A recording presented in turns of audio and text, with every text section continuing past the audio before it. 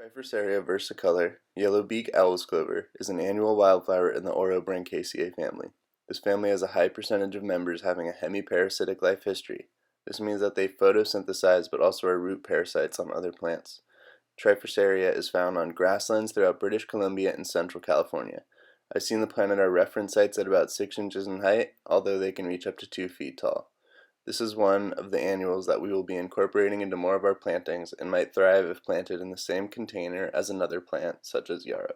Clinopodium douglasii, Yerba Buena, is a vining perennial herb that is often found growing along the understory of scrub. Yerba Buena is in the mint family, Lamiaceae, which is clearly indicated by its square stems and very sweet minty smell and flavor. Yerba Buena has a distribution from southern Alaska all the way through California, often being found along the coast. Yerba Buena prefers moist woodland environments and can often be found under scrub in California's coastal chaparrals. The flowers are small and white and give way to black seed capsules that are found sticking out from the nodes.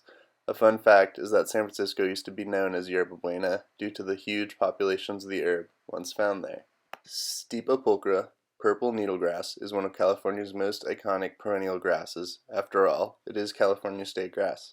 It can be found in a variety of habitats ranging from coastal hills, valleys, mountain ranges across the Central Valley, and into the foothills of the Sierras. Some of the most notable features of this grass are its bright purple fruits subtended by long golden awns, which are hair-like structures that you often see on grasses. Stipa Pulchra also has roots that can reach down to 20 feet deep in soil, making it very drought tolerant and an important species in preserving soil structure.